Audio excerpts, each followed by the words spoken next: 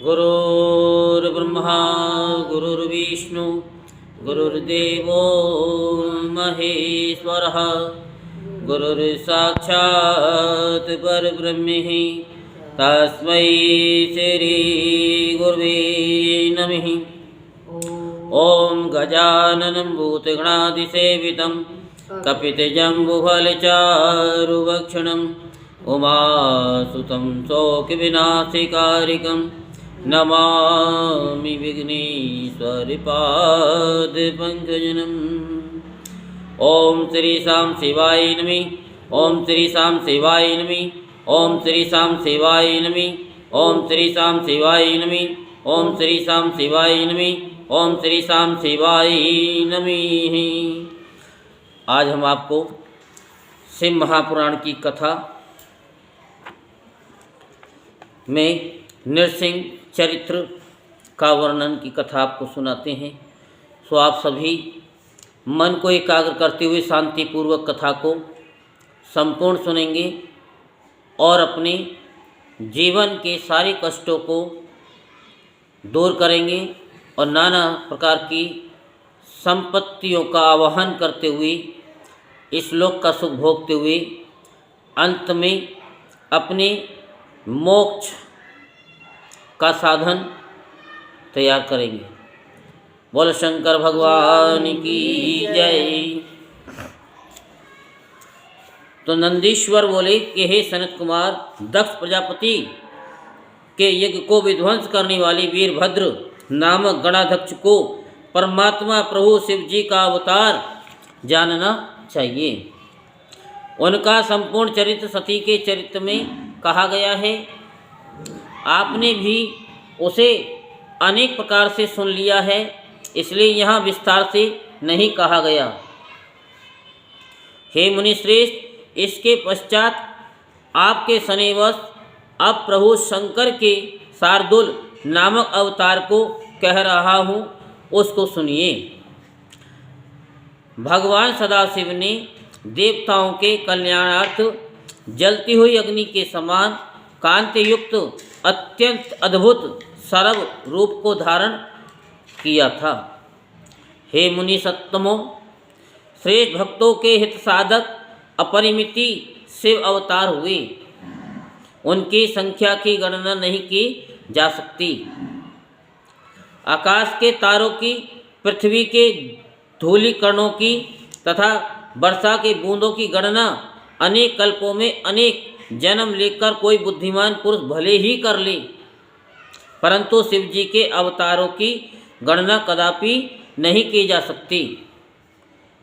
ये कथन सत्य समझें, फिर भी जैसा मैंने सुना है अपनी बुद्धि के अनुसार दिव्य तथा परम ऐश्वर्य सूचक उस शुभ यानी सर्व चरित्र को कह रहा हूँ। हे मुनि, जब आप लोगों द्वारा जय विजय नामक द्वारपालों को शाप दिया गया, तब वे दोनों कश्यप के द्वारा दिति के गर्भ से पुत्र रूप में उत्पन्न हुए। प्रथम हिरण्यकश्यपु तथा छोटा भाई महाबली हिरण्याक्ष था। वे दोनों पहले भगवान विष्णु के देव ऋषि पार्षद थे, जो आप लोगों से शापित होकर दिति के पुत्र रूप में उत्पन्न हुए। पूर्व काल में पृथ्वी का उद्धार करने हेतु ब्रह्मा जी द्वारा प्रार्थना किए जाने पर भगवान विष्णु ने वाराह रूप धारण कर हिरण्याक्ष का वध किया। हे मुनि, अपने प्राणों के समान प्रिय उस वीर भाई को मारा गया सुनकर हिरण्याकश्यपु ने विष्णु पर अत्यधिक क्रोध किया। तत्पश्चात हिरण्याकश्यपु ने 10,000 वर्ष तक तप करके संतुष्ट हुए ब्रह्मा जी से ये वरदान प्राप्त किया कि आपकी सृष्टि में कोई भी मुझे न मार सके। वह हिरण्याकश्यपु शोणितपुर नामक पुर में जाकर चारों तरफ से देवताओं को बुलाकर त्रिलोकी को अपने वश में करके निष्कंटक राज्य करने लगा। हे मुनि, सभी धर्मों को नष्ट करने वाला तथा ब्राह्मणों को पीड़ित करने वाला पापी हिरण्याकश्यपु देवताओं तथा ऋषियों को सताने लगा। हे मुनि, तदंतर विष्णुवेरी दैत्यराज ने अपने हरि भक्त पुत्र प्रहलाद से भी जब विशेष रूप से द्वेष करना प्रारंभ कर दिया, तब सभा मंडप के खंभे से संध्या के समय अत्यंत क्रोधित होकर भगवान विष्णु नृसिंह शरीर से प्रकट हुए। हे मुनि शार्दुल, भगवान नृसिंह का विकराल तथा भयदायक शरीर सब प्रकार से महादैत्यों को संत्रस्त करता हुआ अग्नि के समान जाज्वल्यमान हो उठा।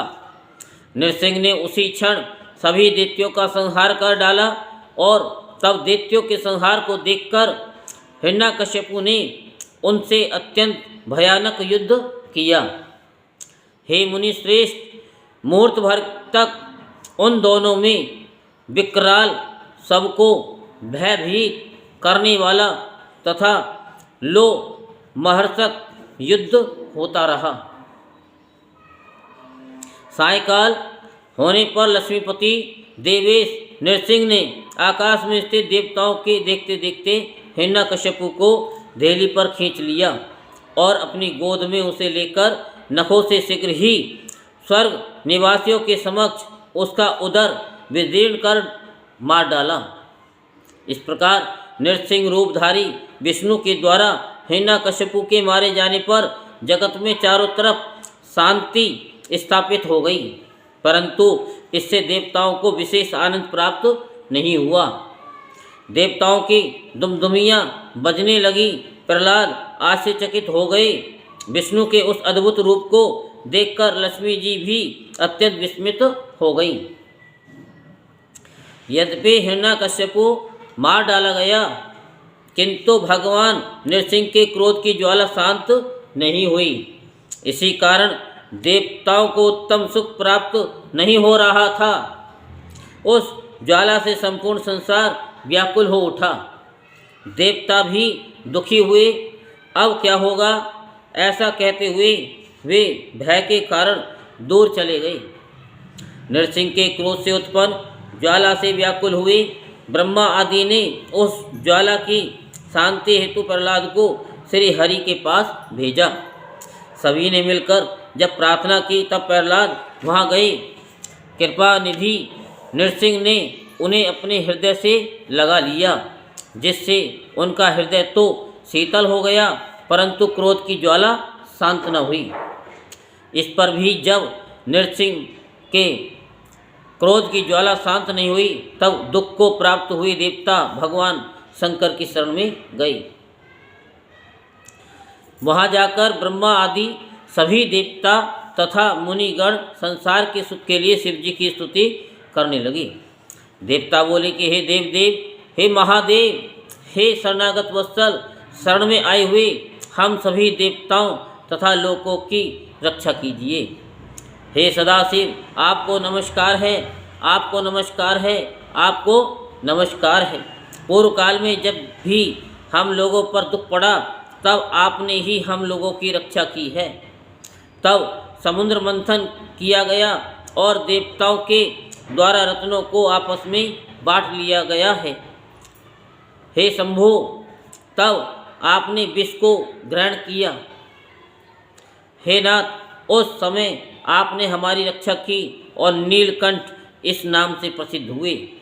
यदि आप विषपान न करते तो सभी लोग भस्म हो जाते। हे प्रभु, ये प्रसिद्धि है कि जब जिस किसी को दुख प्राप्त होता है, तब आपके नाम मात्र के स्मरण से ही उसका समस्त दुख दूर हो जाता है। हे सदाशिव, इस समय नृसिंह के क्रोध की ज्वाला से पीड़ित हम लोगों की रक्षा कीजिए। हे देव, आप उसे शांत करने में समर्थ हैं, ये पूर्ण रूप से निश्चित है। नंदीश्वर बोले, देवताओं द्वारा इस प्रकार स्तुति किए जाने पर भक्त वत्सल भगवान शिव उन्हें परम अभय प्रदान करके प्रसन्नचित होकर कहने लगे। शंकर बोले, हे ब्रह्मादि देवताओं, आप लोग निडर होकर अपने अपने स्थान पर जाए। आप लोगों का जो दुख है उसे मैं सब प्रकार से दूर करूँगा।